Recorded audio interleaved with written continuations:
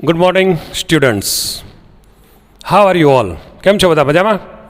I hope કે તમે બધા મજામાં હશો. એકચ્યુઅલી ખરેખર તમને પ્રશ્ન થયો હશે પહેલાં વહેલો તો કે સાહેબ આવ્યા અને સીધું ગુડ મોર્નિંગ બોલી ગયા છે. કયા સમયે બોલ્યા ને કેમ બોલ્યા કાંઈ ખબર નથી, પણ એક તમને એનો અંગ્રેજીનો એક નિયમ કહી દઉં.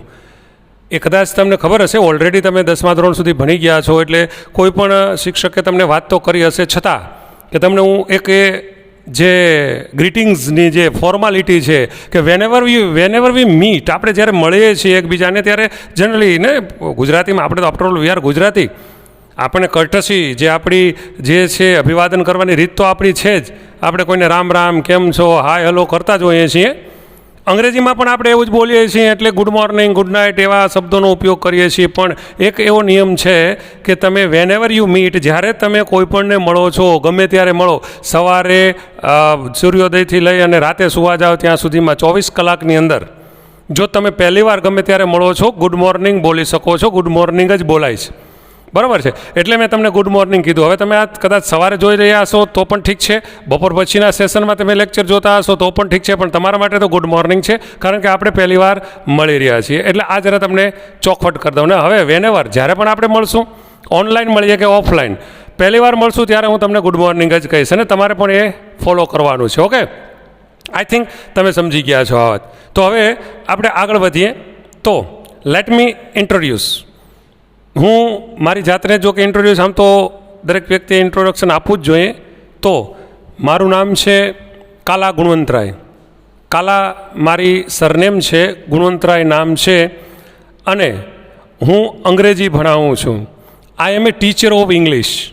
આઈ am a teacher of English.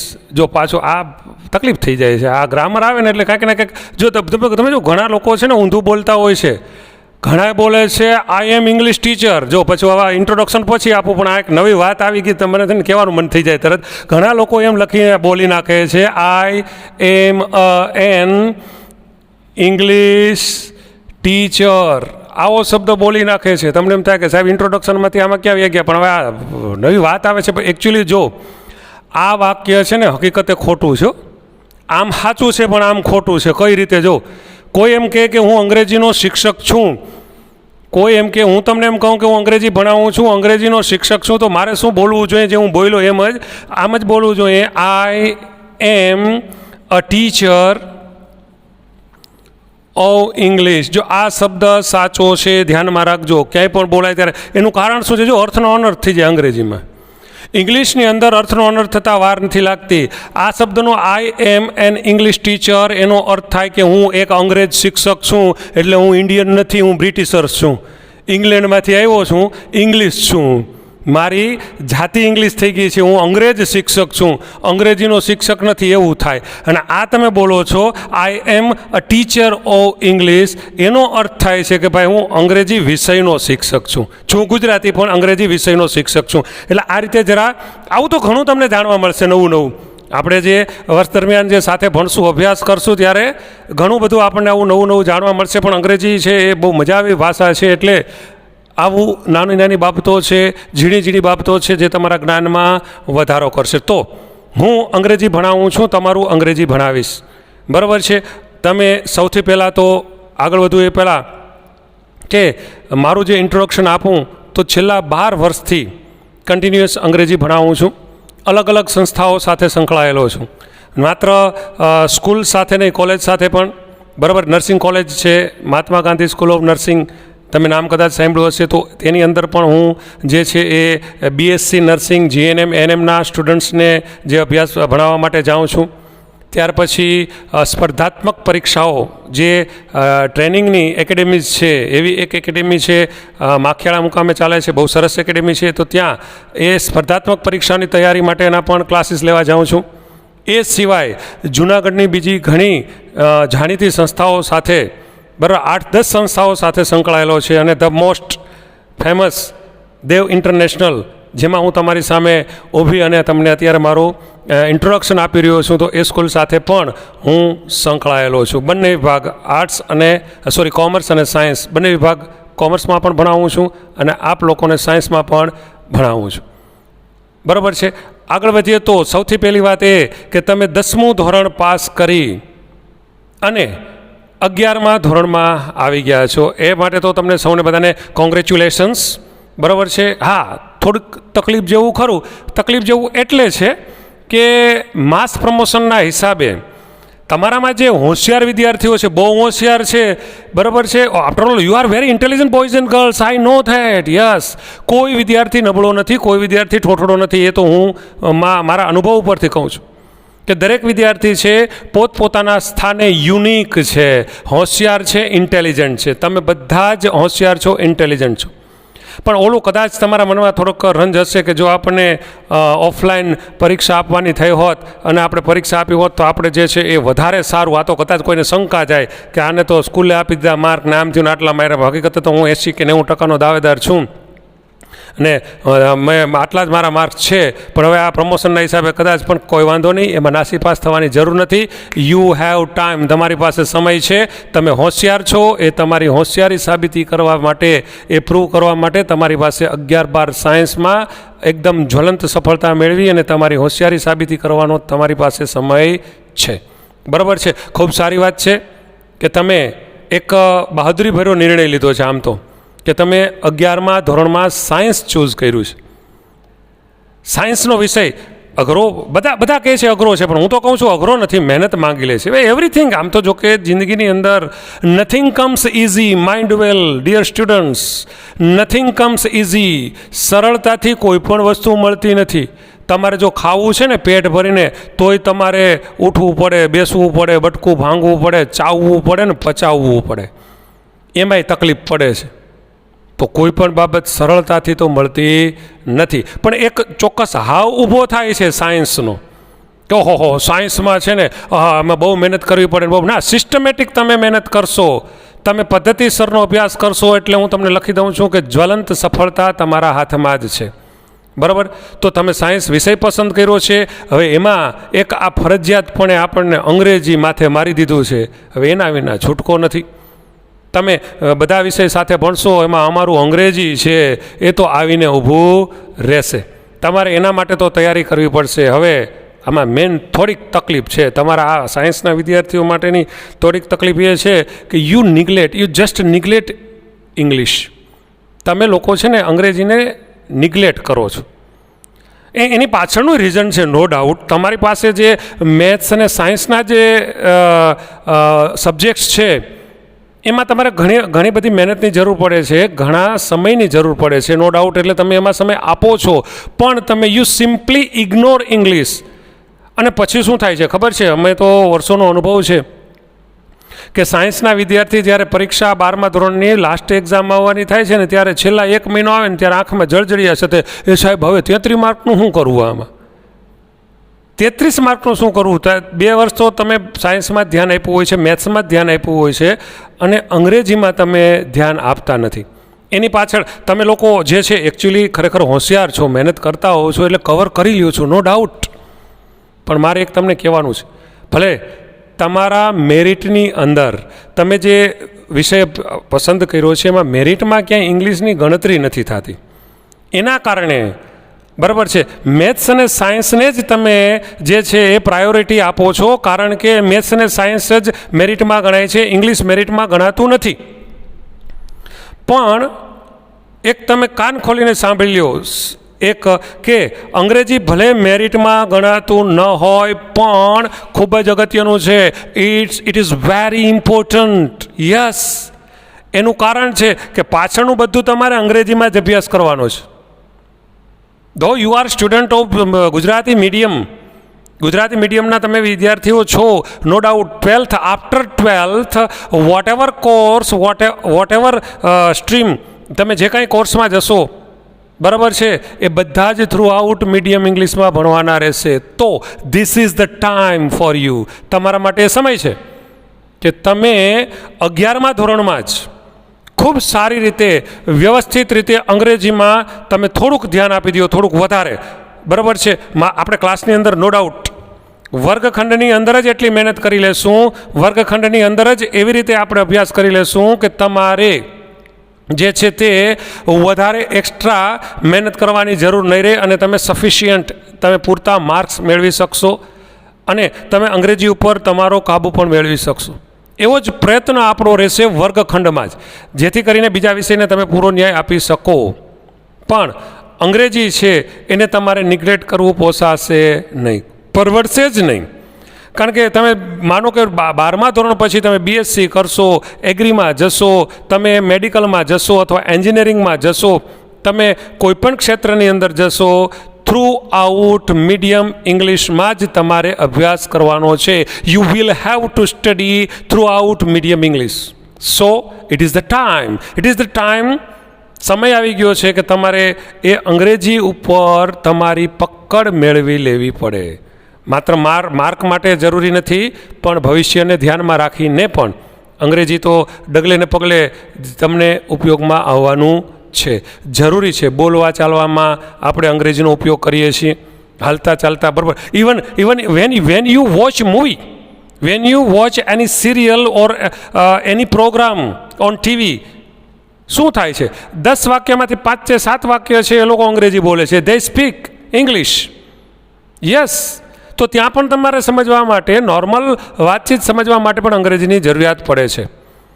અને મિત્રો ખાસ યાદ રાખજો કે 11મા ધોરણમાં અને 12મા ધોરણની અંદર જે કંઈ આપણે ગ્રામરનો અભ્યાસ કરશું એ જો તમે પરફેક્ટ એકવાર પૂરો કરી લેશો વ્યવસ્થિત રીતે, તો આગળના સમયમાં તમને ઝાઝી તકલીફ પડશે નહીં. માત્ર તમારે વોકેબ્યુલરી, શબ્દ ભંડોળ છે એ જ એકઠો કરવાનો રહેશે અને તમે સારી રીતે સમજી શકશો, બોલી શકશો, લખી શકશો, વાંચી શકશો અને સમજાવી પણ શકશો. બરાબર છે? તો તમને એમ થશે કે સાહેબ ભણાવવાની વાત ઉપર કરતાં તો હજી અંગ્રેજીના જ વખાણ ને ગુણગાન ગાય છે, પણ એ તો સ્વાભાવિક છે. ગુજરાતીમાં કહેવત છે, વરને કોણ વખાણે? તો કે વરની માં. બરાબર. ગમે એવો કાળો કુબડો હોય, દેખાવમાં કદરૂપો બેડોળ ગમે એવો હોય, જાડો પાડો ગમે એવો વરરાજો હોય, પણ વરરાજાની માને તો વરરાજો બેસ્ટ જ લાગે ભાઈ. એમ અમને અમારો વિષય વાલો હોય, અમને અમારા વિષયના જ વખાણ કરીએ. પણ દરેક સબ્જેક્ટ છે પોતપોતાના સ્થાને મહત્ત્વના છે. અંગ્રેજી પણ મહત્ત્વનું છે. હવે તમને એક વાત કહું કે આપણે વાત કરતા હતા કે ભાઈ મેરિટ વિશે વાત કરતા હતા કે મેરિટમાં તમારે અંગ્રેજી લેવાતું નથી, એટલે તમે લોકો અંગ્રેજીમાં ધ્યાન નથી આપતા. પણ સમજો તમે કે માત્ર મેરિટની વાત નથી, પણ જ્યારે ઓલ ઓવર પીઆરની વાત આવે છે, પર્સન્ટાઇલ રેન્કની વાત આવે છે, જ્યારે બોર્ડમાં ક્રમાંકની વાત આવે છે, ત્યાં તો ભાઈ અંગ્રેજીની ગણતરી થાય જ છે. હા, યસ. ત્યાં તમારા ઓલ ઓવર સબ્જેક્ટ્સ છે તેની અંદર ઇંગ્લિશ અને સંસ્કૃતની પણ ગણતરી થાય છે. તમે બધા જ માર્ક્સ, માનો કે તમે મેથ્સ સાયન્સ છે, તમારું બાયોલોજી છે, બરાબર, તમારું બાયોલોજી હોય એમાં તમે 90 અપ, આમ તો 95, હા, you are very intelligent boys and girls, ખૂબ હોશિયાર છોકરાઓ છો તમે, એટલે આપણે 99ના શ્રેણીની ઉપર જ માર્ક્સ તમારા ગણીએ કે ભાઈ તમે બાયોલોજી છે અથવા તમારી કેમેસ્ટ્રી છે એમાં તમે 90 લેવા છો, બરાબર, અથવા તો ફિઝિક્સ છે તો એમાં તમે 98. યસ, 100 માર્ક્સ લઈ આવે છે. અને આશા રાખું છું કે તમારામાંથી પણ સ્ટુડન્ટ્સ એવા હશે કે જે આવા સારા માર્ક્સ કવર કરશે. તો બાયોલોજી, કેમેસ્ટ્રી, ફિઝિક્સમાં આ રીતે 19ની સિરીઝ હોય છે અને ઇંગ્લિશનો વારો આવે તો 33.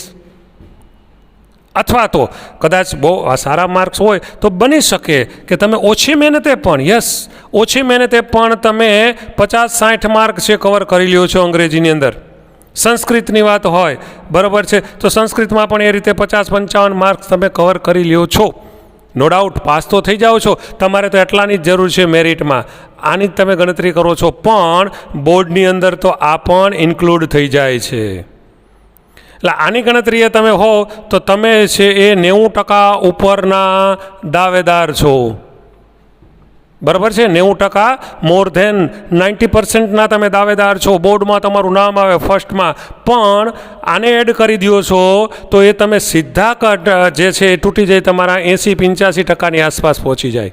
શા માટે? તો કે સરાસરી કરો એટલે આ બધા ખાડા આમાં પૂરાઈ જાય. બરાબર. એક સિમ્પલ વાત કહું તમને કે કોઈ ખેડૂત છે, એ ખેડૂત છે એ પોતાનું ખેતર છે એને સમતલ કરતો હોય છે, પ્લેન કરતો હોય છે. What does he do? તે શું કરે છે? તો કે એક જગ્યાએ ઢોરો હોય, એક જગ્યાએ ઢોર હોય, એક જગ્યાએ ખાડો હોય, તો ઢોરામાંથી ધૂળ કાઢી અને ખાડામાં નાખે છે અને એને સમતલ કરી નાખે છે ને જમીન થઈ જાય છે સપાટ, પ્લેન. એવું જ અહીંયા થાય છે. આ બધા ઢોરા છે, આ ખાડા છે, આમાંથી માર્ક કપાઈને ખાડામાં નખાઈને સરેરાશ માર્ક આવે એટલે તમે ટકાવારી ઘટી જાય છે. તો બોર્ડમાં પણ તમારી ટકાવારી ન ઘટે, તમારા પીઆર, તમારો પર્સન્ટાઇલ રેન્ક ઊંચો હરે, બરાબર છે. અને અમે પણ દેવ ઇન્ટરનેશનલ સ્કૂલનું જે બોર્ડ લાગતું હોય તેમાં ફર્સ્ટ 99 પીઆર એવા પીઆર આવતા હોય, એમાં તમારા પણ નામ હોય, પણ એ નામ જો આમાં તમે સારો સ્કોર કરો તો આવે. ને મને ખબર છે કે તમારા જેવા હોશિયાર વિદ્યાર્થી, તમારા જેવા ઇન્ટેલિજન્ટ વિદ્યાર્થી છે, મારી વાત આ જરા ગંભીરતાથી લેશે અને સાથે સાથે આ બંને વિષયમાં પણ તૈયારી કરી અને સારો સ્કોર કરી અને જે નેક્સ્ટ 12મા ધોરણમાં, અત્યારે તો 11મામાં છો, 12મા ધોરણમાં જ્યારે તમારું રિઝલ્ટ આવશે ત્યારે જે બેનર્સ બનશે એમાં તમારા નામ 110% હશે, એવી આશા સાથે આપણે આગળ વધીએ. બરાબર છે. તો આટલું તો ઇનફ તમને સમજાઈ ગયું છે કે ભાઈ અંગ્રેજી છે કેટલું અગત્યનું છે, અંગ્રેજીની જરૂરિયાત કેટલી છે, you know very well now. So let's move on to other topic. હવે આપણે બીજી બાબત તરફ આગળ વધીએ ઇંગ્લિશમાં. તો તમારું જે અંગ્રેજી છે એ પહેલી વાત તો એ છે કે એક ડર મનમાંથી કાઢી નાખજો કે તમે નાપાસ થશો. ના, તમે નાપાસ થવાના જ નથી. શા માટે નહીં થાવ? તો અંગ્રેજી એટલું સહેલું કરી નાખ્યું છે, એટલું સહેલું કરી નાખ્યું છે કે જો તમને ખાલી અંગ્રેજી વાંચતા આવડે છે તો તમે પાસ છો. શા માટે? તો કે એમાંથી ને એમાંથી લઈ અને તમારે આપવાનું છે. ભાઈ તમને ઓલરેડી પેપરમાં જ આપેલું છે, એ પેપરમાંથી જ વાંચીને આપવાનું છે. એમાંય 50-50% છે, બરાબર. 50-50 અત્યારે તો તમારે 50-50 લમવાનું છે. 50-50 છે MCQ છે, 50 માર્કના MCQ પૂછાય છે, 50 માર્કનું છે એ ડિસ્ક્રિપ્ટિવ પૂછાય છે, વર્ણનાત્મક. મોટાભાગના સ્ટુડન્ટ્સ તો આ 50 માર્કમાંથી જ કવર કરી લે છે. પાસિંગ રેટ તો 50માંથી 40-45 માર્ક સુધી લઈ જાય છે. અમુક તો 50માંથી 50 પણ આવી શકે છે. બાકીનું આમાંથી 50 માર્કમાંથી પણ વધારાના માર્ક કવર કરી શકે છે. તો તમારી જે પેપર સ્ટાઇલ છે, 100 માર્ક્સના તમને જે પેપર પૂછાય છે એમાં પાર્ટ એ અને પાર્ટ બી બે રીતે પૂછાય છે. એક MCQ બેઝ છે, ઓપ્શનલ છે, એક ડિસ્ક્રિપ્ટિવ છે, વર્ણનાત્મક છે. હવે જે MCQ છે એમાંય મોટા ભાગનું અઘરું તો તમને એમાં જ સહેલું કરી દીધું છે. મોટા ભાગનું ગ્રામર પણ તમને એમાં જ એવા આવે છે. તો ગ્રામરની અંદર તમને શું આવે છે કે જે તમે MCQમાં પૂછાય છે, તો એમાં તો એક તો તમને ટેન્સ બેઝ, આ ટેન્સ પર આધારિત એક તો WH ક્વેશ્ચન્સ, બરાબર છે. જે WH ક્વેશ્ચન્સ છે પહેલાં અઘરા પડતા હતા, કોમર્સવાળાને હજી અઘરા પડે છે. તમને અઘરું નથી પડતું કારણ કે WH ક્વેશ્ચન્સ છે તમને MCQમાં પૂછાય છે. એક વાક્ય આપેલું હોય છે, 4 નીચે ઓપ્શન આપેલા હોય છે, એક ઓપ્શન પસંદ કરવાનો છે. તો WH questions, why, what, when, where, which, આ બધા શબ્દોથી જે પ્રશ્ન બને છે, વી વિલ સ્ટડી, આપણે એનો અભ્યાસ કરશું ખૂબ ડિટેલમાં, સારી રીતે ટેન્સીસની સાથે બધા જ ટેન્સીસનો ડિટેલમાં અભ્યાસ કરશું, ત્યારે WH ક્વેશ્ચન્સ પણ એમાં સાથે આવી જશે. તો WH ક્વેશ્ચન્સ તમને જે છે એ MCQમાં પૂછાય છે. પછી ફંક્શન છે, ફંક્શન બેઝ. ફંક્શન બહુ અગત્યના છે મિત્રો. Yes, mind well, don't forget this. Functions are very important. Function એટલે શું? 10મા ધોરણમાં તમે અભ્યાસ કરી ગયા છો ફંક્શન્સનો. એ ફંક્શન્સ આપણે ફરી પાછા ડિટેલમાં અભ્યાસ કરવાનો છે. જે 10મા ધોરણમાં અભ્યાસ કરી ગયા છો એ સિવાયના પણ થોડા વધારે, લગભગ આઈ થિંક 30-35 ઉપર, મોર દેન 30 or 35 ફંક્શન્સનો આપણે ડિટેલમાં અભ્યાસ કરવાનો છે. ફાયદો શું છે એમાં તમને? તો બધા જ ફંક્શન્સ છે MCQમાં પૂછાય છે. એક તો રેકગ્નિઝન, ફંક્શન ઓળખવાના. ફંક્શન શું છે, બરાબર છે, એનો અભ્યાસ કર્યા પછી આપણે ફંક્શન ઓળખવાનું છે કે વાક્ય આપેલું છે તો વાક્યમાં ફંક્શન જે છે એ કયા વાક્યમાં કયું ફંક્શન આપ્યું છે, ફંક્શન ઓળખવાનું છે. સરળતાથી તમે સમજી શકો છો. એક જ ટોપિક તમને અલગ અલગ 3 રીતે પૂછાય છે. ફંક્શન જે આપણે 12 માર્કમાં પૂછાય છે, 12 માર્ક્સની અંદર ફંક્શન તમને પૂછાય, તો એમાં એક જ ટોપિક ફંક્શન અલગ અલગ 3 રીતે આપણને પૂછાય. તો એ 3 રીતે પૂછાય છે. એમાં તો એક તો આવે છે રેકગ્નિશન ઓફ ફંક્શન, ફંક્શન ઓળખવું, MCQમાં છે. સરળતાથી તમે એ ઓળખી શકશો. કારણ કે એક તમને વાક્ય આપ્યું છે, દાખલા તરીકે આપણે એમ કાંઈ સિમ્પલ એક એક્ઝામ્પલ આપું કે ભાઈ he is poor but happy. He is poor but he is happy. તે ગરીબ છે પણ તે ખુશ છે. બટથી વાક્ય જોડ્યું છે. તરત તમે અભ્યાસ કર્યો હોય, ફંક્શન સારી રીતે અભ્યાસ ઓલરેડી 10મામાં કરી ગયા છો, 11મામાં પણ આપણે સારી રીતેનો અભ્યાસ કર્યો એટલે તરત તમને સ્ટ્રાઇક થાય બટ આવ્યું. યસ, આ તો કોન્ટ્રાસ્ટ છે ભાઈ, વાક્યમાં વિરોધ છે. ગરીબે છે ને ખુશ પણ છે. Yes, contrast. તો તરત તમે પસંદ કરશો શોઈંગ કોન્ટ્રાસ્ટ. નીચે ઓપ્શન આપેલો છે કોન્ટ્રાસ્ટ, તમે સિલેક્ટ કરી અને 1 માર્ક રોકડો કમાઈ શકશો. તો રેકોગ્નિશન ઓફ ફંક્શન પછી શું આવે છે તો કે completion of sentence. Completion of the sentence વાક્ય પૂર્તિ. ફંક્શન પર આધારિત છે. ફંક્શન પર આધારિત કમ્પ્લીશન ઓફ ધ સેન્ટેન્સ છે વાક્ય પૂર્તિ. તો એમાં શું છે તો કે એક અધૂરું વાક્ય આપેલું હોય, બીજું વાક્ય આપણે પૂરું કરવાનું છે. એ અધૂરું વાક્ય તમને નીચે આપેલું છે. એ અધૂરું વાક્ય તમને નીચે આપેલું હોય છે. 4 ઓપ્શનમાં એ વાક્ય આપેલા છે. તમને તરત જ સ્ટ્રાઇક થાય. ફંક્શનનું નામ આપેલું હોય. સપોઝ દાખલા તરીકે તમને એક એક્ઝામ્પલ આપું કે ભાઈ તમને એ કમ્પ્લીશન ઓફ ધ સેન્ટેન્સ કેવી રીતે પૂછાય. દાખલા તરીકે ઇફ યુ વર્ક હાર્ડ. બરાબર છે. આ રીતે એક વાક્ય આપ્યું છે, બાકીનું વાક્ય અધૂરું છે અને કૌંસમાં લખ્યું છે કન્ડિશન. કૌંસમાં તમને લખ્યું છે પ્રેઝન્ટ કન્ડિશન. પ્રેઝન્ટ કન્ડિશન ફંક્શનનું નામ છે. બરાબર. નીચે તમને ABCD 4 ઓપ્શન આપેલા છે. હવે તમને આ વાક્ય છે તો કે ઇફ યુ વર્ક હાર્ડ, પહેલું વાક્ય હોય કે ભાઈ યુ વોન્ટ ગેટ સક્સેસ, તમે સફળતા મેળવશો નહીં. You will get success. પછી યુ ગેટ, અથવા તો આપણે એમ કહીએ કે you do not get, you do not get success. બરાબર છે. અને બીજું પર વાક્ય હોય કે ભાઈ you does not get success. આ રીતે તમને 4 ઓપ્શન આપેલા હોય છે કમ્પ્લીશન ઓફ ધ સેન્ટેન્સ વાક્ય પૂર્તિ માટે. ઓકે. તો ઇફ યુ વર્ક હાર્ડ, જો તમે સખત મહેનત કરો તો શું થાય? પ્રેઝન્ટ કન્ડિશન વર્તમાનની શરત છે. સખત મહેનત કરો તો સફળતા મળે ને? યસ, મળે. શા માટે ન? ઇફ યુ વર્ક હાર્ડ, જો તમે સખત મહેનત કરો તો સફળતા મળે. તો એ પ્રમાણે તમારે વાક્ય યુ વોન્ટ ગેટ સક્સેસ, તમને સફળતા મળશે નહીં એવું બને? તમે હાર્ડ મહેનત કરો ને સફળતા મળે નહીં એવું બને? તો કે ન મળે તો આ વાક્ય ખોટું. યુ વિલ ગેટ સક્સેસ, તમે સફળતા મેળવશો. હા, બની શકે. You do not get success, તમે સફળતા મેળવતા નથી. You does not get success, તમે સફળતા મેળવતા નથી. યુની સાથે ડઝ તો વપરાય જ નહીં. વાત થઈ ગઈ પૂરી. આ તો વાક્ય આવે જ નહીં.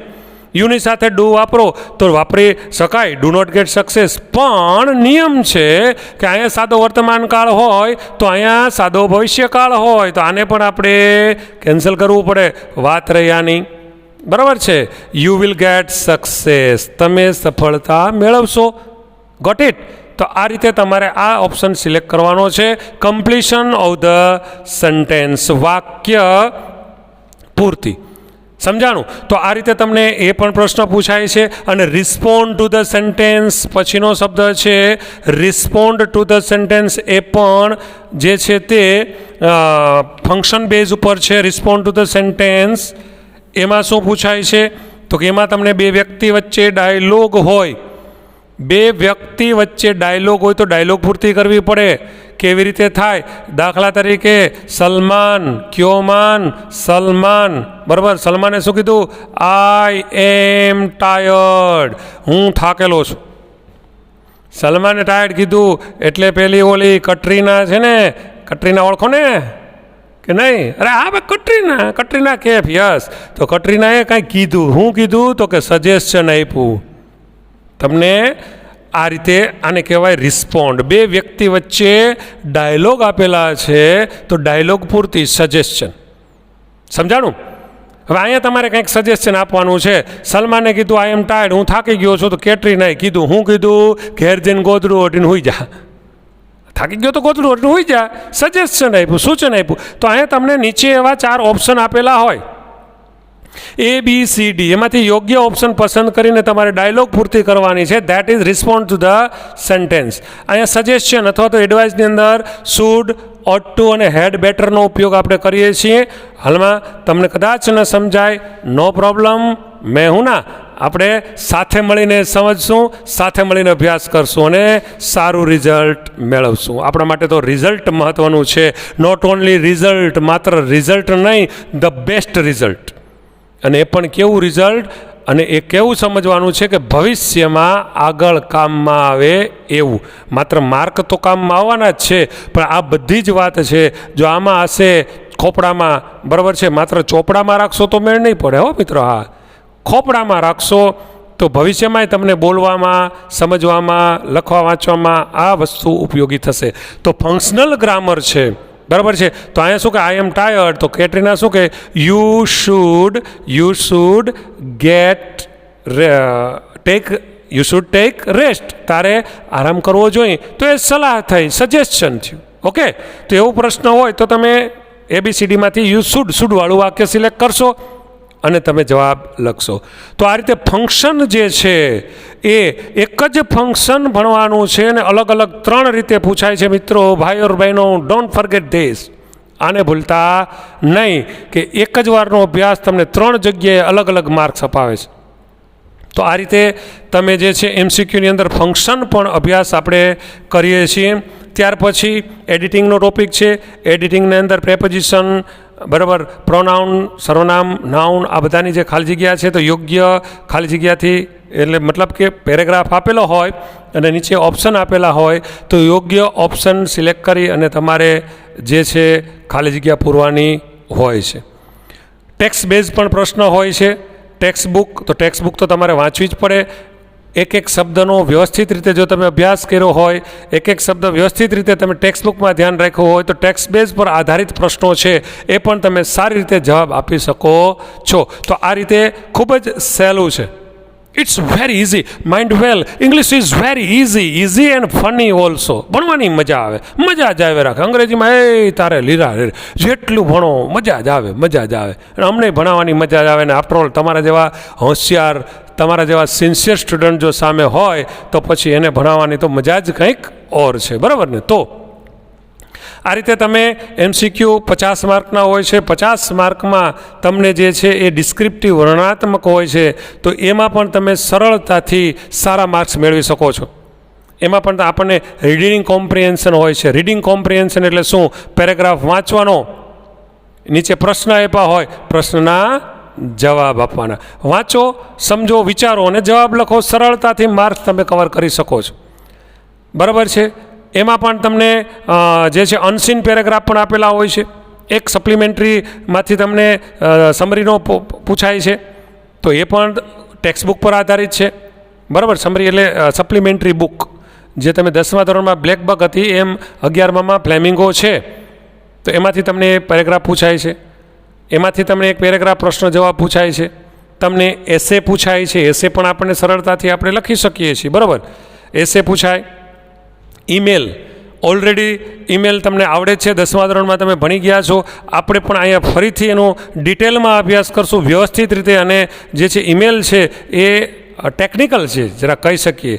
તમે ગણિતના દાખલા ગણતા હો તો તમને સ્ટેપના માર્ક મળે એમ ઈમેલમાં પણ તમે અમુક પાઠ લખો છો તો એના તમને માર્ક્સ મળે છે.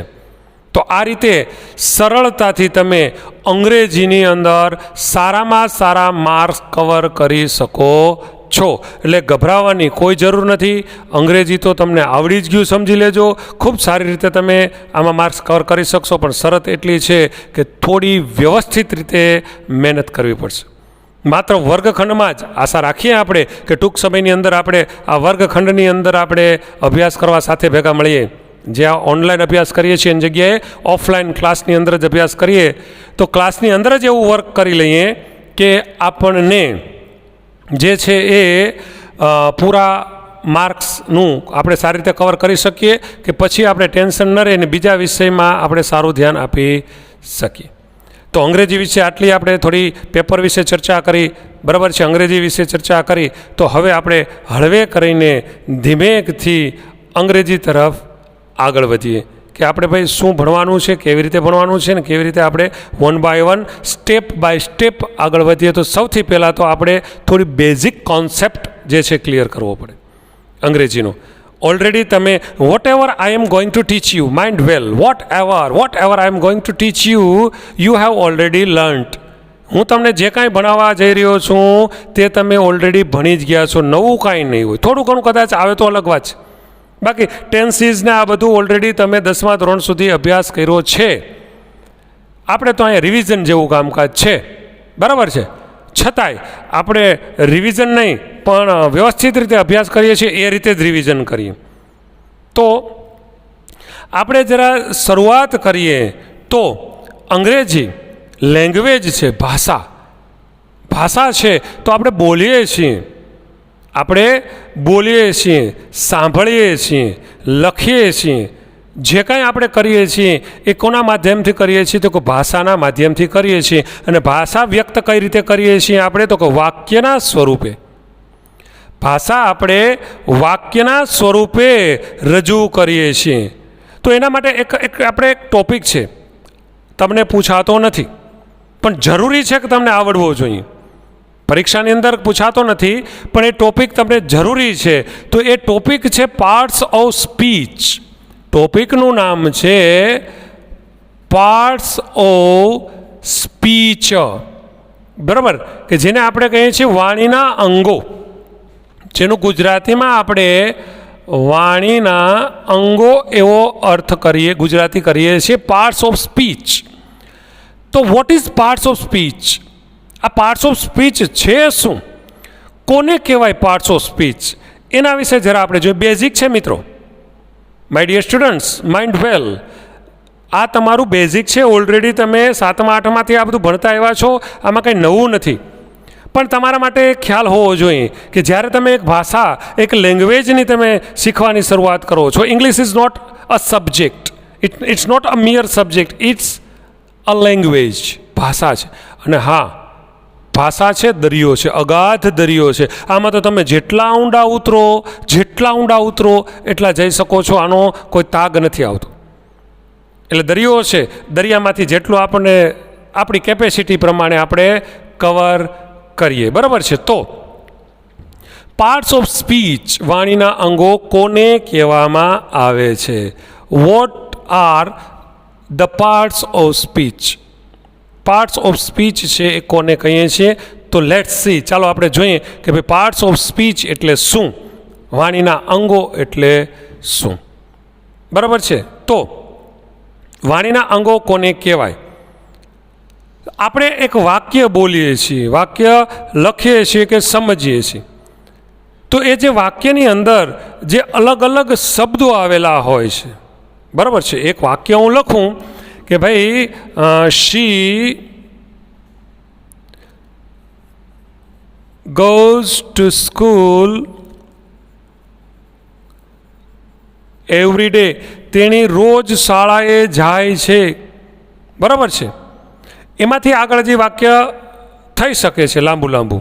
તો આ જે વાક્ય છે એની અંદર આપણે અલગ અલગ જે શબ્દો છે એ શબ્દો વિશે જરા સમજીએ એટલે આપણને ખબર પડશે કે ભાઈ પાર્ટ્સ ઓફ સ્પીચ એટલે શું, વાણીના અંગ કોને કહેવાય. તો કે જ્યારે આપણે એનાથી પહેલાં પણ આપણે એક જરાક શબ્દ અને શબ્દ સમૂહ વિશે જરા જોઈએ, વાક્ય વિશે જોઈએ, પછી આગળ વધીએ કે ભાઈ પ્રશ્ન એક આપણે ઊભો થાય કે ભાઈ વાક્ય એટલે શું? What is a sentence?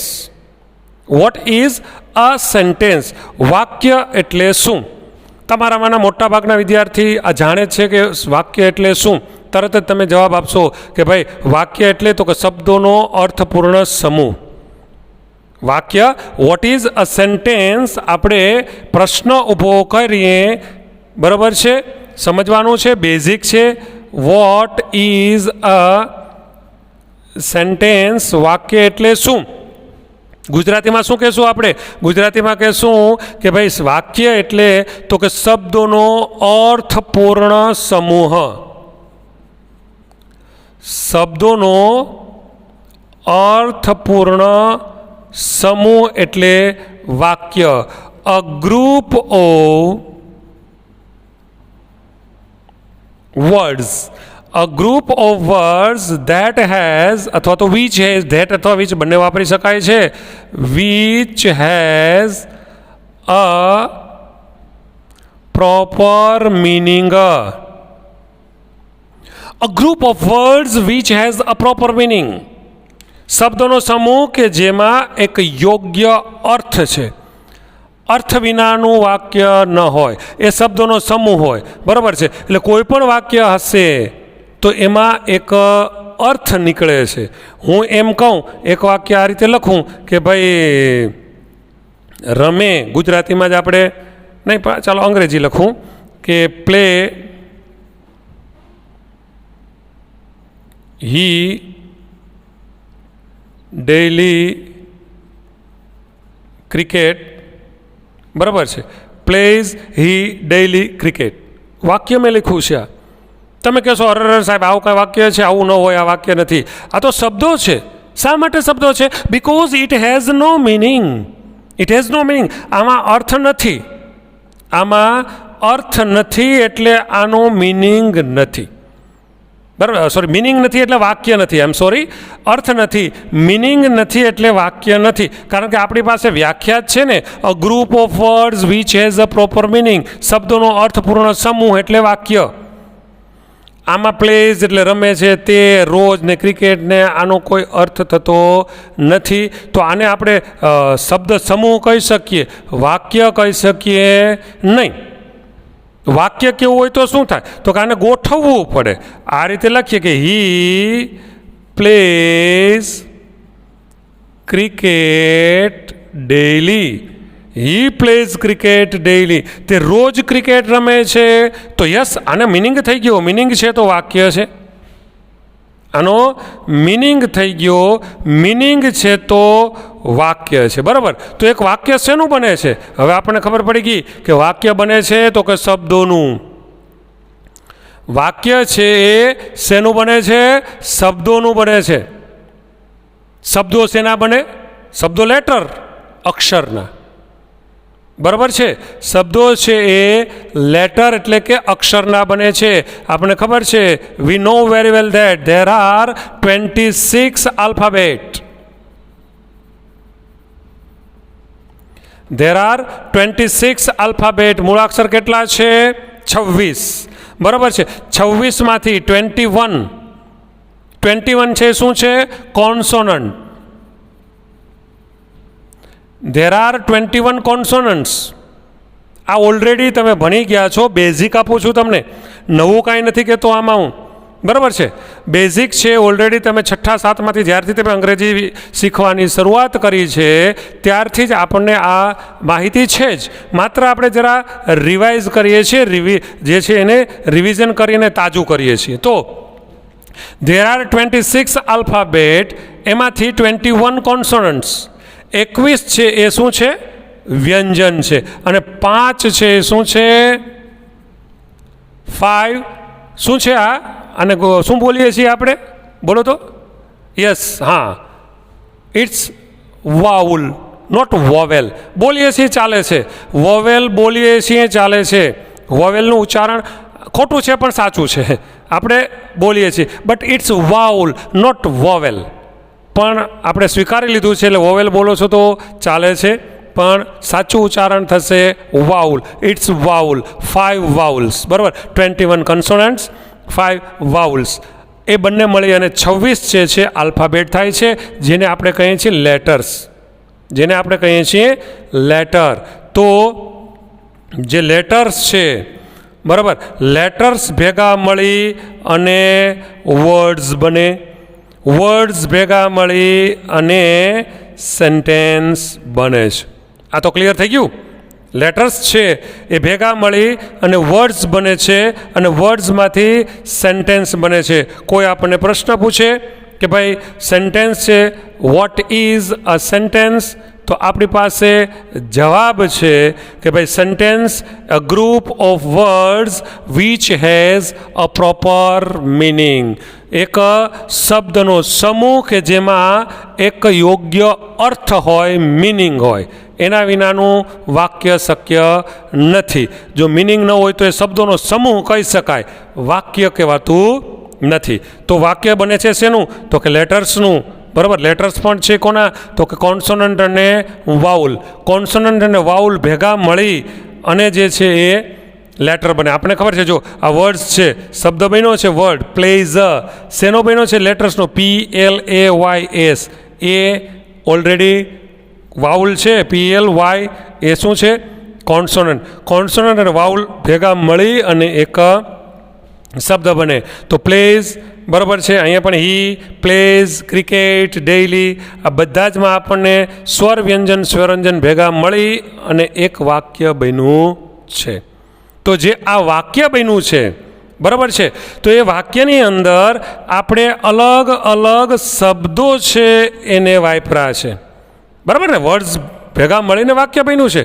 સમજી ગયા? યસ. તમે after all you are very intelligent boys and girls. તમે whatever I M teaching નાવ, જે કાંઈ ભણાવી રહ્યો છું, યુ અન્ડરસ્ટેન્ડ વેલ, સારી રીતે સમજો છો. Because you are very intelligent boys and girls, I know that. તો હી પ્લેઝ ક્રિકેટ ડેઇલી. આમાં આ અલગ અલગ શબ્દો ભેગા મળી અને વાક્ય બન્યું છે. તમે પાછા કહેશો કે સાહેબ વાત કરતા હતા પાર્ટ્સ ઓફ સ્પીચની, ત્યાંથી વાક્ય પૂગ્યા છે. હું પણ ત્યાં જ જાઉં છું, પાછું જાઉં છું, હું ત્યાં જ જાઉં છું કે ભાઈ અહીંયા હી પ્લેઝ ક્રિકેટ ડેઇલી.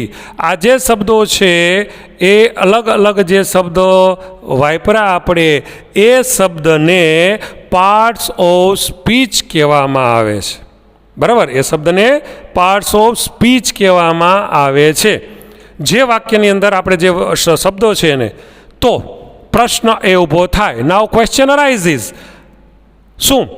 તો ભાઈ એક વાક્ય તમે બોલો છો, whatever sentence you speak, જે કંઈ વાક્ય તમે બોલો છો, how many words are there possible? How many words are there possible? કેટલા શબ્દો શક્ય છે વાક્યની અંદર? તમે કોઈ વાક્ય બોલો છો તો એ વાક્યની અંદર શબ્દો કેટલા શક્ય છે? તમે કહેશો સાહેબ હવે તમે આ ક્યાં પાછું કર્યું? વાક્ય તો ગમે એવું લાંબુ લાંબુ હોય, ક્યાંક ક્યાંક તો આખા પેરેગ્રાફનું વાક્ય હોય. બરાબર છે? ક્યાંક તો આખું લાંબુ વાક્ય હોય. કોઈ બે વાક્ય, બે શબ્દ હોય, 5 શબ્દ હોય, 15 શબ્દ હોય, 25 શબ્દ હોય. પૂર્ણ વિરામ આવે ને આ વાક્ય પૂરું થાય. તો વાક્ય તો ઘણા લાંબા વાક્ય હોય. એમાં કેમ ખબર પડે કે કેટલા શબ્દ આવે? ચોક્કસ શબ્દ ન હોય. અરે ભાઈ ચોક્કસ શબ્દ હોય. કેટલા હોય એ તમને કહું, સમજો. જે કોઈ વાક્ય આપણે બોલીએ છીએ, બરાબર, જે કોઈ વાક્ય આપણે બોલીએ છીએ એ વાક્યની અંદર વધારેમાં વધારે 8 શબ્દ હોય છે. કેટલા શબ્દ હોય છે? 8 શબ્દ. વધારેમાં વધારે 8 શબ્દ હોય છે. એ 8 શબ્દ છે ને એને પાર્ટ્સ ઓફ સ્પીચ કહેવાય છે. એ 8 શબ્દને પાર્ટ્સ ઓફ સ્પીચ કહેવામાં આવે છે. તમે એમ કહેશો કે સાહેબ હાવ ફેંકો તમે. 8 શબ્દનું વાક્ય હોય તો ઘણીવાર તમે બોલીએ છીએ કે સાહેબ બોલતા હોય છે, અથવા તો ટેક્સ્ટ બુકની અંદર પાઠ વાંચતા હોય છે, લાંબુ વાક્ય હોય. 8 ક્યાં? 16, 17, 20 શબ્દ હોય છે. પણ માય ડિયર સ્ટુડન્ટ્સ, એ 8 શબ્દ છે ને એ 20 શબ્દ હોય, 25 શબ્દ હોય, કે કદાચ 50 શબ્દનું વાક્ય હોય, પણ એ 8 શબ્દ રિપીટ થતા હોય. 9મો શબ્દ ન હોય. એ 8 શબ્દ છે એ રિપીટ થતા હોય છે. અને જે આ 8 શબ્દ છે ને, જેને આપણે કહીએ છીએ પાર્ટ્સ ઓફ સ્પીચ, વાણીના અંગો. કેટલા? 8. ક્યાં છે? હમણાં તમને સમજાય છે એટલે કહેશો હા બરાબર સાહેબ, હા યુ આર રાઈટ, તમે કહેશો સાચી વાત છે સાહેબ. અને પાછા ભણી ગયા છો તમે ઓલરેડી. તમે એ ઓલરેડી ભણી પણ ગયા છો. તો એ જે શબ્દો છે ક્યાં છે? તો એ જે શબ્દમાં સૌથી પહેલાં તો તમે ભણી ગયા છો નાઉન. ભણી ગયા છો ને? Yes, noun. બીજો શબ્દ આવશે પ્રોનાઉન. બરાબર. ત્યાર પછી વર્બ, ત્યાર પછી એડજેક્ટિવ, એડવર્બ, conjunction, preposition. બરાબર છે? Noun, pronoun, verb, adjective, adverb, conjunction, preposition અને ઇન્ટરજેક્શન. આ 8 શબ્દ છે ને, આ 8 શબ્દ કોઈ પણ વાક્ય હશે એની અંદર એ 8 શબ્દ રિપીટ થશે, વારંવાર એક પછી એક વારંવાર રિપીટ થશે. 9મો શબ્દ આવશે નહીં. તો જે આ 8 શબ્દ છે એને કહેવામાં આવે છે પાર્ટ્સ ઓફ સ્પીચ, વાણીના અંગો. બરાબર છે? આનું ગુજરાતી ઓલરેડી તમને ખબર છે. નાઉન એટલે શું? તો કે નાઉન એટલે નામ. Noun is a naming word. Noun is a naming word. બરાબર? ઓળખવા માટે કોઈ વ્યક્તિ, વસ્તુ, પ્રાણી, પદાર્થ એને ઓળખવા માટે વપરાતો શબ્દ એટલે નામ. પ્રોનાઉન એટલે કે સર્વનામ. પ્રોનાઉનને કહીએ છીએ આપણે સર્વનામ. સર્વનામ એટલે શું? તો કે નામની જગ્યાએ વપરાતો શબ્દ એટલે સર્વનામ. બરાબર છે? ત્યાર પછી વર્બ. વર્બ એટલે ક્રિયાપદ. વર્બનો અર્થ થાય છે ક્રિયાપદ. ક્રિયાપદ એટલે શું એની પણ વ્યાખ્યા તમને આવડતી જ હશે. ક્રિયાપદ એટલે તો કે ક્રિયાપદ એટલે વાક્યમાં આવતો જે શબ્દ કે જે શું દર્શાવે છે? તો કે એ કોઈ ક્રિયા, અવસ્થા કે સ્થિતિ દર્શાવતું પદ. વાક્યની અંદર આવતું ક્રિયા, અવસ્થા કે સ્થિતિ દર્શાવતું પદ એટલે ક્રિયાપદ. ક્રિયાપદની વ્યાખ્યા ઘણીવાર મિત્રો ખોટી, ઘણીવાર આપણે અધૂરી, ખોટી તો ન કહી શકાય, નો ખોટી નહીં, અધૂરી વ્યાખ્યા. ઘણીવાર તમને પૂછ્યું હોય, ઘણીવાર તમે કહો ભાઈ ક્રિયાપદ એટલે શું? તો કે તરત જ જવાબ આપો કે ભાઈ ક્રિયા દર્શાવતું પદ એટલે ક્રિયાપદ.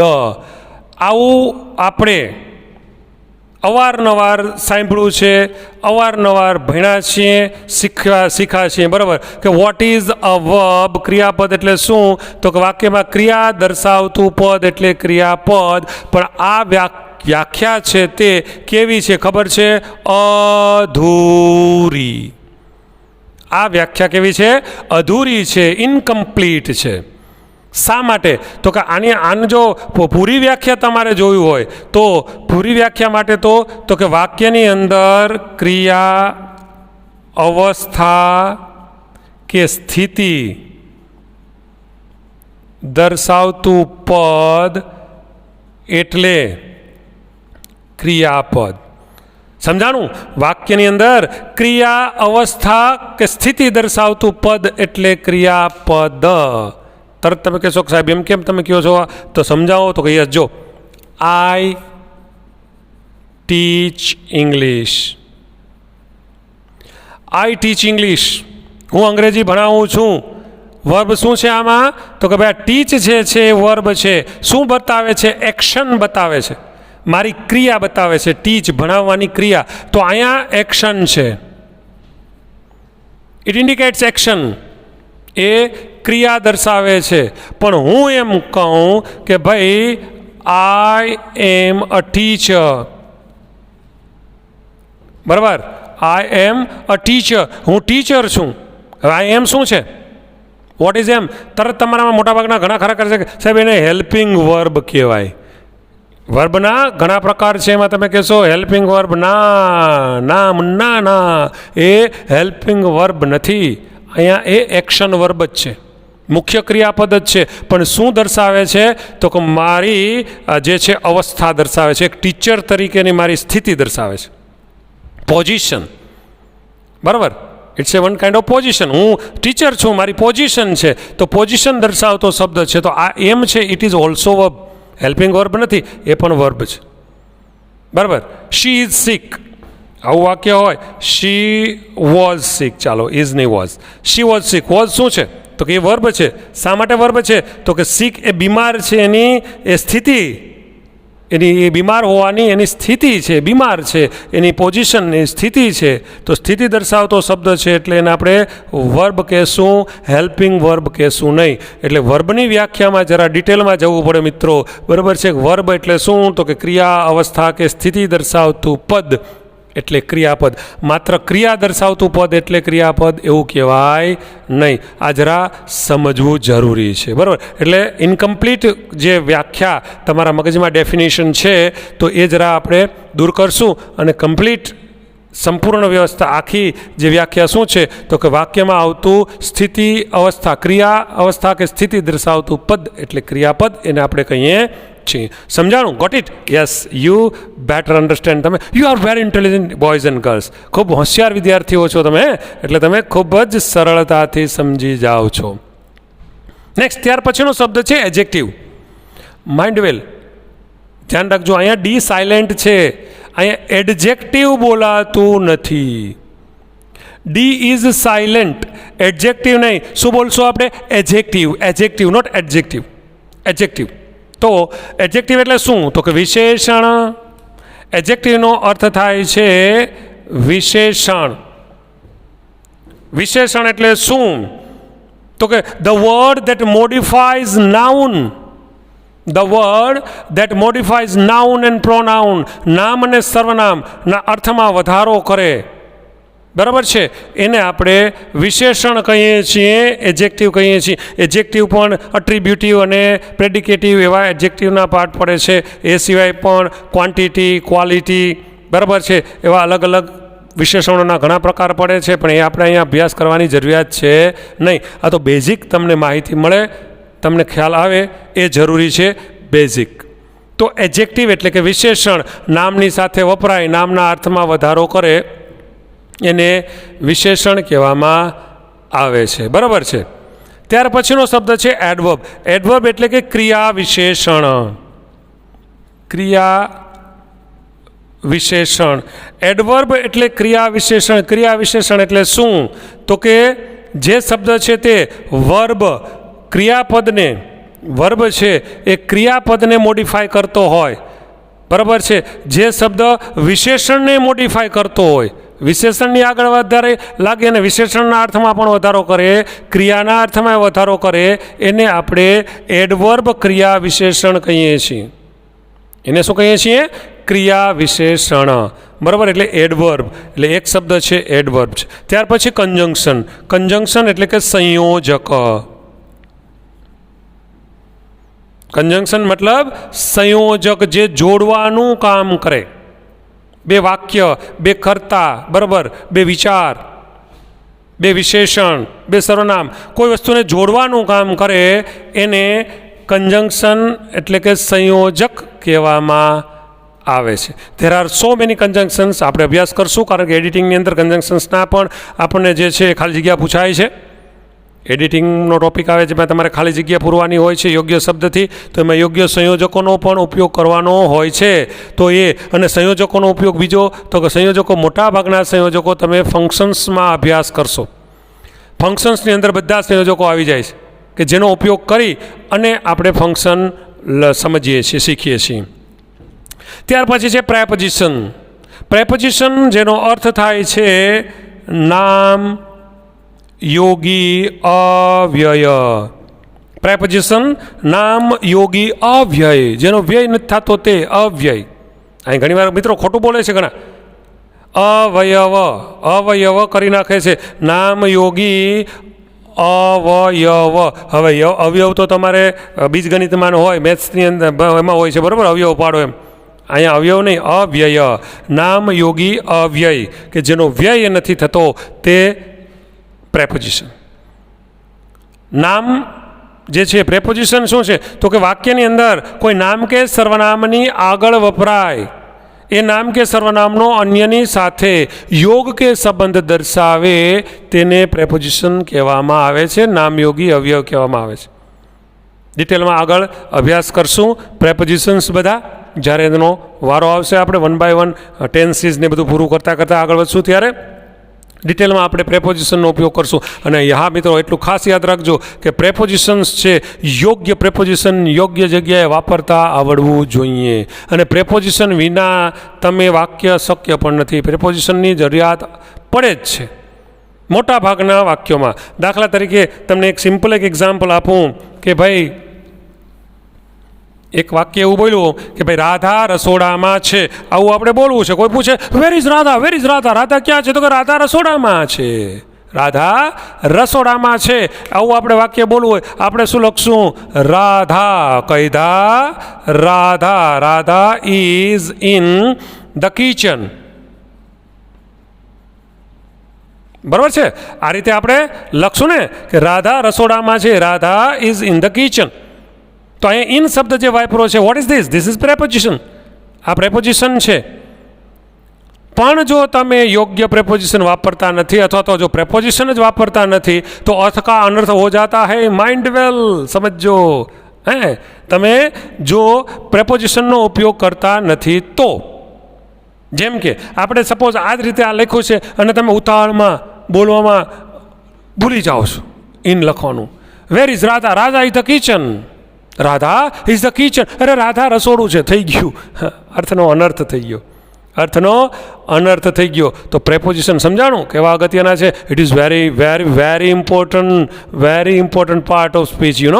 એના વિના વાક્ય છે એ અર્થના અનર્થ કરી નાખે છે. અર્થનો અનર્થ કરી નાખે છે. There are so many prepositions. ઘણા પ્રેપોઝિશન્સ છે કે જેનો આપણે ડિટેલમાં અભ્યાસ કરવો પડશે અને એ પણ સારી રીતે, કારણ કે બોલવા ચાલવામાં લખવામાં આપણે જરૂરી છે. આ બધા જ શબ્દો જે હું તમને સમજાવી રહ્યો છું એની ક્યાંક ને ક્યાંક આપણે વાક્યમાં જરૂર પડે જ છે. બરાબર છે? ત્યાર પછી છેલ્લો શબ્દ છે ઇન્ટરજેક્શન. કદાચ આ શબ્દો તમે અત્યાર સુધી સાંભળેલા છે. You might have heard noun, pronoun, verb, adjective, adverb, conjunction, preposition, but I think તમે આ શબ્દ સાંભળો નહીં હોય અત્યાર સુધી. કદાચ હો સાંભળો પણ હોઈ શકે. તો ઇન્ટરજેક્શન એટલે શું? તો ઇન્ટરજેક્શન એટલે કે ઉદ્ગાર શબ્દો. ઇન્ટરજેક્શનનો અર્થ થાય છે ઉદ્ગાર શબ્દો, જેનો આપણે ઉપયોગ કરીએ છીએ ડાયરેક્ટ ઇનડાયરેક્ટ સ્પીચમાં. તમે વાક્ય ભણી ગયા હશો, 10મા ધોરણમાં ભણી ગયા ને ઉદ્ગાર શબ્દો, ઉદ્ગારવાચક વાક્ય, એક્સક્લેમેટરી સેન્ટેન્સ. એની અંદર અલગ અલગ ઉદ્ગાર શબ્દો, જેમ કે આપણે એવા ઉદ્ગાર શબ્દો ક્યાં છે?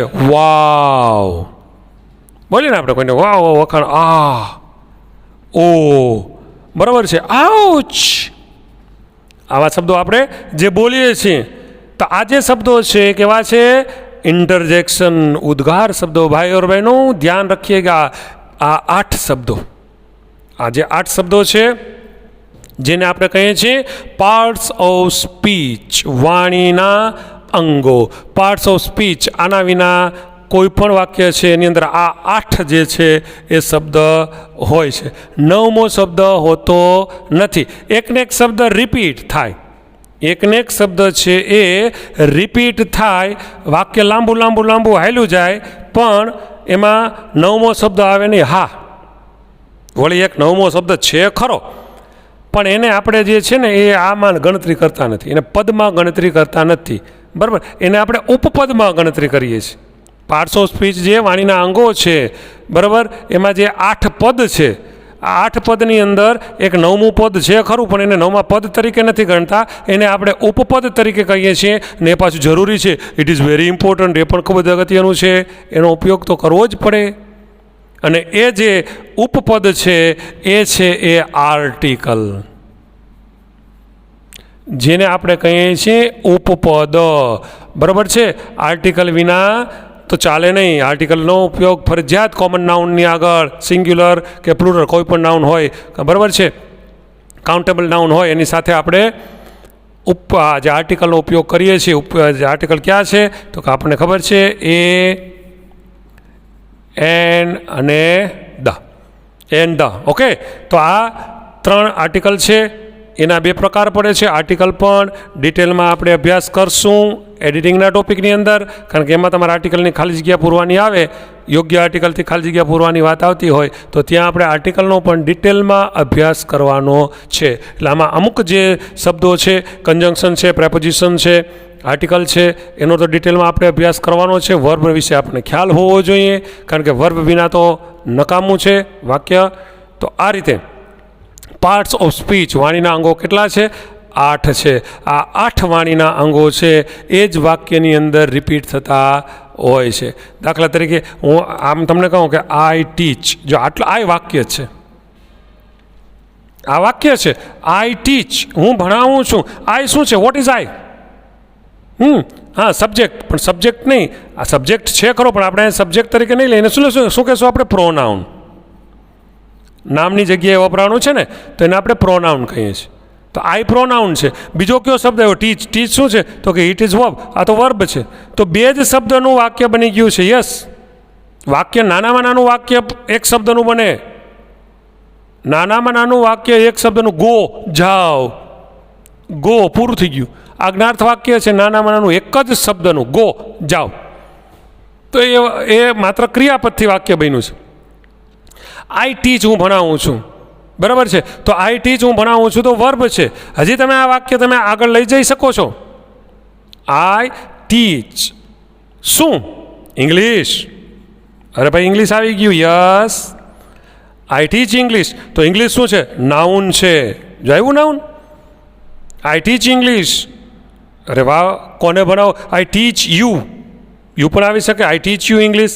તમે એ રીતે પણ વાક્ય લખી શકો. તો ફરી પાછું જો યુ, હું તમને અંગ્રેજી ભણાવું છું, આઈ ટીચ યુ ઇંગ્લિશ. હું તમને અંગ્રેજી ભણાવું છું. આ યુ શું છે? શું છે? પ્રોનાઉન. રિપીટ થયું. અહીંયા પ્રોનાઉન આવ્યું, બીજું પ્રોનાઉન આવ્યું, વાક્ય વધે જાય છે. પણ જો ટીચ વર્બ છે, યુ ઇંગ્લિશ શું છે? તો કે નાઉન. અંગ્રેજી છે, નાઉન છે, નામ. આઈ ટીચ યુ ઇંગ્લિશ. ક્યાં? અરે ભાઈ હું તમને ભણાવું છું. કઈ જગ્યાએ ભણાવું છું? તો કે દેવ ઇન્ટરનેશનલ સ્કૂલની અંદર. તો આઈ ટીચ યુ ઇંગ્લિશ ઇન, બરાબર છે, દેવ ઇન્ટરનેશનલ સ્કૂલ, બરાબર છે. તો ઇન શું આવી ગયું? પ્રેપોઝિશન. પ્રેપોઝિશન આવ્યું. યસ, દેવ ઇન્ટરનેશનલ સ્કૂલ શું છે? તો કે અગેન નાઉન. એ નામ આવ્યું, પાછું નાઉન રિપીટ થયું છે ને. ક્યારે ભણાવો છો? અરે ડેઇલી ભણાવું છું, રોજ ભણાવું છું. ડેઇલી એડવર્બ થઈ ગયું, બરાબર છે. ડેઇલી ભણાવું છું, રોજ ભણાવું છું. ક્યારે? તો કે રોજ ભણાવું છું. તો એ એડવર્બ છે, સમય દર્શાવતું. તો એ એડવર્બ. તો આ રીતે એડવર્બ આવી ગયું. તો આ રીતે આપણે વાક્ય છે તે તમે આગળ વાક્ય વધારે જાઓ, આગળ વાક્ય વધે જશે, એમાં આ શબ્દો બધા જે છે એ રિપીટ થતા જશે. પણ 8 થી 9મો શબ્દ આમાં બીજો કોઈ આવશે નહીં. તો આને કહેવાય છે પાર્ટ્સ ઓફ સ્પીચ, વાણીના અંગો. ખૂબ અગત્યની વાત છે. એક વાક્ય, એક સેન્ટેન્સ કોને કહેવાય, અને સેન્ટેન્સની અંદર જે વાક્ય આપણે ઉપયોગ કરીએ છીએ એને શું કહેવાય અને એના ઉપયોગ શું છે, આના અલગ અલગ ઉપયોગ આપણે બધા જોશું ડિટેલમાં જે જરૂરિયાત પડશે તેની, બરાબર છે. પણ આ જે ઉપરછલ્લી માહિતી છે એ અંગ્રેજી શીખતા પહેલાં તમારી પાસે હોવી જરૂરી છે. તો સૌથી પહેલાં આપણે શું ચર્ચા કરી? તો કે આપણે ચર્ચા એ કરી કે ભાઈ વાક્ય એટલે શું, વાક્ય કોને કહેવાય, વાક્ય કેનું બને છે. તો કે વાક્ય એટલે તો કે group of sentence that has a proper meaning, અથવા તો મિનિંગફુલ ગ્રુપ ઓફ વર્ડ્સ, એમ પણ તમે કહી શકો. મિનિંગફુલ ગ્રુપ ઓફ વર્ડ્સ, એક શબ્દોનો અર્થપૂર્ણ સમૂહ એટલે વાક્ય. વાક્ય બને છે શેનું? તો કે વાક્ય છે ને શબ્દનું બને છે, વર્ડ્સનું. વર્ડ્સ શેના બને છે? કે લેટર્સ. લેટર્સ એટલે કે આલ્ફાબેટ. આલ્ફાબેટમાં કોન્સોનન્ટ અને વાઉલ હોય છે. કોન્સોનન્ટ સાઉન્ડ્સ અને વાઉલ સાઉન્ડ્સ ભેગા મળી અને લેટર બને છે. લેટર ભેગા મળીને વર્ડ બને છે. વર્ડ ભેગું મળીને વાક્ય બને છે. અને વાક્યનો આપણે ઉપયોગ ક્યાં કરીએ છીએ? તો કે બોલવા, ચાલવામાં, સમજવામાં, સમજાવવામાં વાંચવામાં દરેક જગ્યાએ આપણે વાક્યનો ઉપયોગ કરીએ છીએ અને એ જે વાક્ય છે એ વાક્યની અંદર વધારેમાં વધારે કેટલા શબ્દ આવેલા હોય છે તો કે એ વાક્યની અંદર વધારેમાં વધારે 8 શબ્દો આવેલા હોય છે. જે આ 8 શબ્દો છે કે જેને પાર્ટ્સ ઓફ સ્પીચ કહેવામાં આવે છે, કે જેને આપણે noun, pronoun, verb, adjective, adverb, conjunction, preposition અને ઇન્ટરજેક્શન તરીકે ઓળખીએ છીએ. દરેકના અલગ અલગ ઉપયોગ છે. દરેક વિશે ડિટેલમાં નાઉન, નામના પ્રકાર ઓલરેડી તમે 10મા ધોરણમાં ભણી જ ગયા છો. 5 પ્રકાર આવે છે નાઉનના. પ્રોનાઉન સર્વનામ છે. સર્વનામ પણ 8 થી 9 પ્રકારના સર્વનામ હોય છે, જેનો આપણે અભ્યાસ કરશું. એડિટિંગની અંદર આપણે જરૂરી બનશે. બરાબર છે. પછી વર્બ એટલે ક્રિયાપદ, એડજેક્ટિવ એટલે વિશેષણ, વિશેષણ પણ એટ્રીબ્યુટિવ, પ્રેડિકેટિવ વિશેષણ હોઈ શકે છે અને એ સિવાય પણ જથ્થો દર્શાવતા, બરાબર છે, અંતર દર્શાવતા, ગુણ દર્શાવતા આવા અલગ અલગ વિશેષણ પણ હોય છે. એડવર્બ એટલે ક્રિયા વિશેષણ. કન્જંક્શન્સ અલગ અલગ કન્જંક્શન્સ છે કે જેનો ઉપયોગ આપણે ફંક્શન્સમાં બહુ સારી રીતે કરવાનો છે. અને ત્યાર પછી પ્રેપોઝિશન્સ અને ઇન્ટરજેક્શન્સ. બરાબર છે. તો આ રીતે આપણે પાર્ટ્સ ઓફ સ્પીચ, વાણીના અંગો વિશે માહિતી જોઈ. હવે આપણે જે આગળ વધશું ટેન્સીસમાં, કારણ કે શરૂઆત તો આપણે ટેન્સથી કરવી પડે છે. બેઝ આપણો એ છે. બધા ટેન્સ આપણને આવડવા જરૂરી છે. તમને ચેન્જ ધ ટેન્સ અને change the text, change the ટેક્સ્ટની અંદર તમને 2 રીતે પૂછાય છે, ચેન્જ ધ ટેન્સ અને ચેન્જ ધ વોઇસ. એક તો તમારે કાળ પરિવર્તન, કાળ બદલવાની વાત છે તો કાળ પરિવર્તન વિશે પૂછાય છે, તો એ ચેન્જ ધ ટેન્સ અથવા ચેન્જ ધ ટેક્સ્ટ. અને બીજું પૂછાય છે ચેન્જ ધ વોઇસ, જેમાં તમારે એક્ટિવ વોઇસ અને પેસિવ વોઇસનો અભ્યાસ કરવાનો છે. તો આપણે નેક્સ્ટ લેક્ચરમાં શરૂઆત કરશું ટેન્સીસની, કે જેની અંદર આપણે 3 મુદ્દા એક સાથે લેશું. એક તો બધા ટેન્સ, એટલે ટેન્સની શરૂઆત ટેન્સ લેશું. ટેન્સમાં જ સાથે સાથે આપણે એક્ટિવ પેસિવ વાક્ય રચના બંને, એટલે ચેન્જ ધ વોઇસનો ટોપિક પણ આવી જશે. અને ત્રીજો ટોપિક આવશે WH ક્વેશ્ચન્સ. વાક્યમાં WH ક્વેશ્ચન્સ ફ્રેમ કરવાનો, તો એના પણ WH ક્વેશ્ચન્સની પણ સાથે સાથે તૈયારી કરશું. એક સાથે 3 ટોપિક એક સાથે આપણે ચલાવશું. ટોપિક તો એક જ રહેશે આપણો ટેન્સીસ, એમાં એક્ટિવ વોઇસ અને પેસિવ વોઇસ. ઓકે, તો આજના લેક્ચરમાં આટલું રાખીએ છીએ. મળીએ next lecture. Till then good bye, C you, enjoy your day.